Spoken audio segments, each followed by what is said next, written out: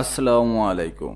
জানিয়ে দিব এই মুহূর্তে হাতে পাওয়া সর্বশেষ ভয়ঙ্কর কিছু আন্তর্জাতিক আপডেট বাংলা সংবাদ। শুরুতেই থাকছে সংবাদ শিরোনাম। শুরুতেই জানিয়ে দেব মসজিদে আজান বন্ধের নির্দেশ ইসরায়েলের। জানিয়ে দেব গাজার ঘরবাড়ির রাস্তায় লাখ লাখ টন বর্জ্য।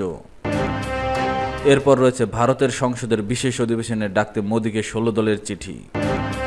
সর্বশেষ থাকছে মৃত্যুর মিছিল ঠেকাতে মক্কায় এবার নজিরবিহীন উদ্যোগ। এতক্ষণ শুনছিলেন সংবাদ শিরোনাম, এবার বিস্তারিত। প্রিয় দর্শক, আপনি যদি এই চ্যানেলে নতুন হয়ে থাকেন, ভিডিওটি দেখতে দেখতে চ্যানেলটি সাবস্ক্রাইব করে আমাদের সাথেই থাকুন। মসজিদে আজান বন্ধের নির্দেশ ইসরায়েলের মসজিদে মাইকে আজান দেওয়া বন্ধের নির্দেশ দিয়েছে দেশটির জাতীয় নিরাপত্তা মন্ত্রী ইতামার বেন গাভির। আজান দেওয়াকে শব্দ দূষণ আখ্যা দিয়ে পুলিশ প্রশাসনকে কড়া পদক্ষেপ নেয়ার নির্দেশও দেন তিনি। রোববার ইসরায়েলি সংবাদ মাধ্যম হারজ্জ জানিয়েছে, সম্প্রতি এক উচ্চ পর্যায়ের বৈঠকে জেলা পুলিশ কমান্ডারদের উদ্দেশ্যে বেন গাভির বলেছেন, আমি তোমাদের নিয়োগ দিয়েছি আমার নীতি বাস্তবায়নের জন্য। এর আগে 2024 সালের ডিসেম্বরে বেন গাভির ঘোষণা করেন মসজিদগুলো আর মাইক আজান দিতে পারবে না। ওই সময় থেকে একটি বিতর্কিত নীতি চালু করা হয় দেশটিতে, যার আওতায় পুলিশ চাইলেই মসজিদে প্রবেশ করে আজান সম্প্রচারে ব্যবহৃত লাউড স্পিকারগুলো জব্দ করতে পারবে।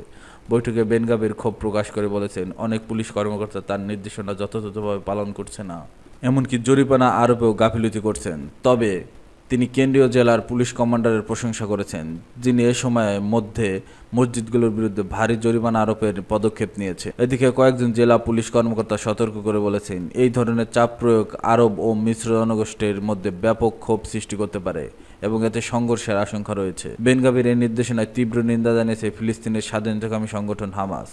এই পদক্ষেপকে মুসলমানদের অনুভূতির প্রতি চরম অবমাননা এবং ধর্মীয় অধিকারের উপর প্রকাশ্যে আগ্রাসন হিসেবে আখ্যা দিয়েছেন তারা।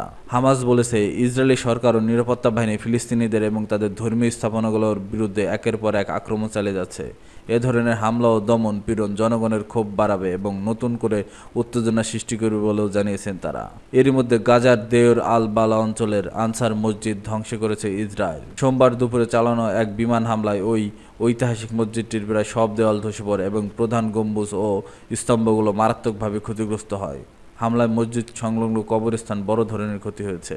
ফিলিস্তিন কর্তৃপক্ষ জানিয়েছে, 2023 সালের অক্টোবরে হামলা শুরুর পর থেকে এই পর্যন্ত কমপক্ষে 828টি মসজিদ সম্পূর্ণ ধ্বংস হয়েছে এবং 167টি আংশিক ক্ষতিগ্রস্ত হয়েছে। এছাড়া 3টি গির্জা ও 60টির মধ্যে 19টি কবরস্থান পুরোপুরি আংশিক ধ্বংস করা হয়েছে। এখন পর্যন্ত যুদ্ধবিরতির আন্তর্জাতিক আহ্বান প্রত্যাখ্যান করে যাচ্ছে ইসরায়েল। গাজার ঘরবাড়ির রাস্তায় লাখ লাখ টন বর্জ্য। ইসরায়েলি হামলার ধ্বংসস্তূপে পরিণত হয়েছে গাজা। যুদ্ধের ভয়াবহতায় ঘরহারা হাজার হাজার মানুষ আশ্রয় নিয়েছে তাঁবুতে। শুধু বোমা নয়, গাজাবাসীর জীবন এখন আটকে আছে আরেকটি নীরব বিপর্যয়ের মুখে। ময়লা ও আবর্জনার ভয়াবহ স্তূপে ইসরায়েলের টানা বোমা বর্ষণ ও অবরোধ ও অবকাঠামো ধ্বংসের ফলে বর্জ্যের পাহাড় ডুবে গেছে। সাগর তীরবর্তী এ শহর এখন লাখ লাখ টন বর্জ্যের ভাগার। যুদ্ধবিধ্বস্ত এই নগরীর অলিগলি, রাস্তা, ঘরবাড়ি আনাচে কানাচে এখন বর্জ্য, যার জেরে বেড়েই চলছে প্রাণঘাতী রোগ, তীব্র গন্ধ এবং চরম মানবিক সংকট। পরিষ্কার পরিচ্ছন্নতা, পয় নিষ্কাশন ন্যূনতম ব্যবস্থাটুকু আর অবশিষ্ট নেই সেখানে। বর্জ্য অপসারণের কোনো ব্যবস্থা না থাকায় রাস্তাঘাট, আশ্রয়কেন্দ্র, এমনকি বাসস্থানগুলোও এখন এক একটা জীবাণুর খনিতে পরিণত হয়েছে বলে শিশুদের গায়ে ফুসকুড়ি, শ্বাসকষ্ট, চর্মরোগ এবং সংক্রমণ ছড়িয়ে পড়ছে দ্রুত। এই নীরব সংকট এখন যুদ্ধের সমান ভয়ঙ্কর হয়ে উঠেছে, মিডল ইস্ট আই জানিয়েছে। ইসরায়েলি অবরোধে ভয়াবহ স্বাস্থ্য পরিবেশ বিপর্যয় দেখা দিয়েছে গাজায়। শহরের রাস্তা জুড়ে প্রায় 2,50,000 টন বর্জ্য জমে আছে, যেগুলো থেকে বড় ধরনের রোগ ছড়ানোর আশঙ্কা বেড়েছে। প্রধান সড়কগুলোই পরিষ্কার রাখতে পারছে, তাও খুব সীমিতভাবে, কারণ পর্যাপ্ত গাড়ি, তেল, এমনকি যন্ত্রপাতির যে কোনো খুচরা যন্ত্রাংশ নেই তাদের কাছে। সবচেয়ে বড় সমস্যা হচ্ছে গাজার প্রধান বর্জ্য ফেলার জায়গা জাহর আল দিক এলাকায় ঢুকতে দেওয়া হচ্ছে না। পৌরসভার মুখপাত্র হোসনি মুহান্না বলেছেন, শহরটা আবর্জনায় ডুবে যাচ্ছে। রাস্তায় প্রায় 1,75,000 টন বর্জ্য ঘুরে বেড়াচ্ছে, কিন্তু আমরা কিছুই করতে পারছি না। ইসরায়েলের অবরোধের কারণে শুধু বর্জ্য নয়, যুদ্ধের ধ্বংসাবশেষ গাজায় আরেকটি বড় সমস্যা। গত কয়েক মাসে হামলায় গাজায় প্রায় 1,50,00,000 টন ধ্বংসস্তূপ জমে আছে। এগুলো সরাতে দরকার ভারী যন্ত্রপাতি, কিন্তু সেসব ঢুকতে দিচ্ছে না ইসরায়েলি বাহিনী। পৌরসভা আন্তর্জাতিক সহায়তা চেয়েছে, যাতে অন্তত বর্জ্য পরিষ্কারের যন্ত্রপাতি ও গাড়ি ঢুকতে দেওয়া হয়। তা না হলে গাজার 2 মিলিয়ন মানুষের জন্য বড় ধরনের রোগ ও মহামারীর ঝুঁকি তৈরি হতে হবে। ইতিমধ্যে ভয়াবহ স্বাস্থ্য সমস্যায় ভুগছে গাজার দক্ষিণে খান ইউনিসের মাউসি এলাকার আশ্রয় নেওয়া বাস্তুচ্যুত ফিলিস্তিনিরা। ঘরবাড়ি হারিয়ে তাঁবুতে বাস করা এসব মানুষের চারপাশে জমে আছে ময়লা আবর্জনা এবং মৃত পশুদের দেহ। এ পরিস্থিতি থেকে ছড়াচ্ছে তীব্র গন্ধ, বাড়ছে মশামাছির উপদ্রব, ফলে ত্বক ও শ্বাসযন্ত্রের মারাত্মক রোগে ভুগছেন বাসিন্দারা। এ এলাকার বাসিন্দারা ইয়াসির দাউদ বলেছেন, আমি হাঁপানি রোগী, বাতাস আসার দুর্গন্ধ আমার অবস্থা আরও খারাপ করে দিচ্ছে। চারদিকে রোগ ছড়িয়ে পড়ছে। গাজার শহরে আল সাহা এলাকায় বাসিন্দা মোহাম্মদ আবু দান জানিয়েছেন, আমার 4 মাসের মেয়ের শরীরে ছোট ছোট ফুসকা আর চুলকানি হচ্ছে। ভারতে সংসদের বিশেষ অধিবেশন ডাকতে মোদিকে 16 দলের চিঠি। কাশ্মীরের পেহেলগামে হামলা ও অপারেশন সিঁদুর নিয়ে আলোচনার জন্য সংসদে বিশেষ অধিবেশন ডাকতে 16টি বিরোধী দলের একযোগে চিঠি দিল প্রধানমন্ত্রী নরেন্দ্র মোদিকে। চিঠিতে বলা হয়েছে, বিরোধীদের মনে অনেক প্রশ্ন রয়েছে। সংসদের কক্ষে সেসব বিষয়ে সংসদ সদস্যরা উত্থাপিত করতে চান, খোলাখুলি আলোচনা করতে চান। আজ মঙ্গলবার দিল্লিতে বৈঠকের পর 16 দলের নেতারা প্রধানমন্ত্রীকে ওই চিঠি পাঠান। ওই তালিকায় অবশ্য আম আদমি পার্টি নেই।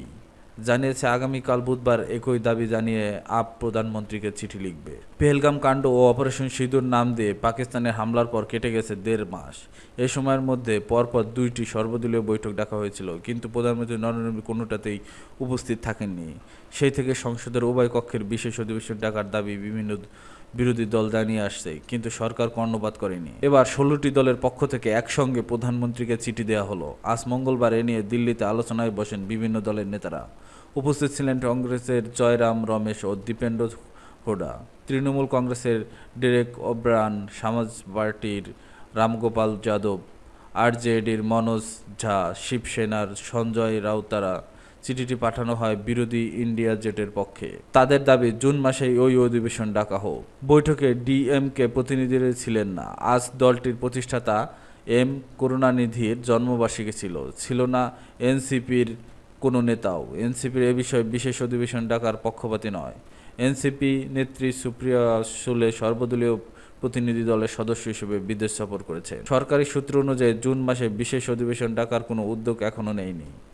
জুলাই মাসে সংসদে বর্ষাকালীন অধিবেশন বসার কথা। সরকার চায় পেহেলগাম কাণ্ড বা অপারেশন সিঁদুর নিয়ে যা কিছু আলোচনার তখনই হোক। ওই সূত্র জানায়, বিরোধীদের চাপ ও বিরূপ সমালোচনার মুখে প্রধানমন্ত্রী আজ পর্যন্ত কিছু করেননি। এই 11 বছরে শুধু কৃষি আইন বাতিল করা হয়েছে, এছাড়া আর কোনো দৃষ্টান্ত নেই। এক্ষেত্রেও তেমন কোনো সম্ভাবনা নেই বলে সূত্রটির ধারণা। পেহেলগাম কাণ্ড ও অপারেশন সিঁদুরের পর বিরোধী ঐক্য প্রধানমন্ত্রীর মধ্যেই ফাটল ধরিয়ে দিয়েছেন। রাজনৈতিক দলগুলোর সঙ্গে আলোচনা না করে তিনি সর্বদলীয় প্রতিনিধি পাঠিয়েছেন পৃথিবীর বিভিন্ন দেশে। 59 জন সংসদ সদস্যের 7টি দল মোট 33টি দেশে সফর করছে। সরকারি সূত্রের খবরে প্রতিনিধিদের সফর শেষে ফিরে এসে আগামী সপ্তাহে প্রধানমন্ত্রী তাদের সঙ্গে বৈঠকে বসবেন। তবে এর আগে বিভিন্ন প্রতিনিধি দলের সদস্যদের সঙ্গে বৈঠকে বসবেন পররাষ্ট্রমন্ত্রী এস জয়শঙ্কর। সরকার ঠিক কি করছে, সংসদের এই সফর নিয়ে একটি নথি প্রকাশ করবে। মৃত্যুর মিছিল ঠেকাতে মক্কায় এবার নজিরবিহীন উদ্যোগ। এবারের হজ মৌসুমে তাপমাত্রা 50 ডিগ্রি সেলসিয়াস ছাড়িয়ে যেতে পারে বলে আশঙ্কা করা হচ্ছে। তবে এর আগেই সুরক্ষার বিভিন্ন পদক্ষেপ নিয়েছে সৌদি আরব সরকার। গত বছরের মতো ভয়াবহ প্রাণহানি ঠেকাতে এই বাড়তি সতর্কতা। গত বছর তীব্র গরমে 1300 জনের বেশি মৃত্যু হয়েছিল। নিহত ব্যক্তিদের অধিকাংশ ছিলেন নিবন্ধনহীন এবং বয়সে প্রবীণ বা অসুস্থ। চলতি বছর প্রায় 20 লাখের বেশি মুসল্লি আগমনের প্রত্যাশা করছে সৌদি আরব। বিপুল সংখ্যক মানুষ হজ ব্যবস্থাপনায় তাই প্রযুক্তির সহায়তায় নজরদারি বাড়িয়েছে সরকার। এছাড়া নিবন্ধন ছাড়া কেউ হজ পালনের চেষ্টা করলে $5000 পর্যন্ত জরিমানা ও দেশে ফেরত পাঠানোর মতো শাস্তি নির্ধারণ করা হয়েছে। এমনকি যারা সৌদি নাগরিক বা সেখানকার আবাসিক, তারা এমন অনুমতি ছাড়া হজ করতে পারবে না।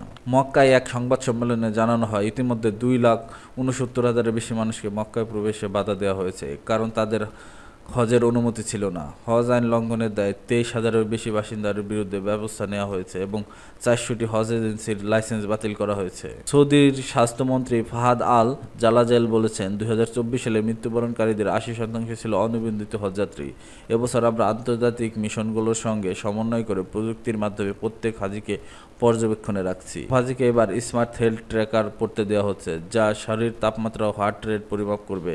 এই ট্র্যাকার হিট স্ট্রোক বা ক্লান্তির আশঙ্কা হলে সতর্কবার্তা দেয়। তাছাড়া অতিরিক্ত গরম থেকে রক্ষা পেতে বিশ্রাম কেন্দ্রে পানির বাষ্প ছিটানোর স্টেশন, ছায়াযুক্ত এলাকা ও পর্যাপ্ত পানির ব্যবস্থা করা হচ্ছে।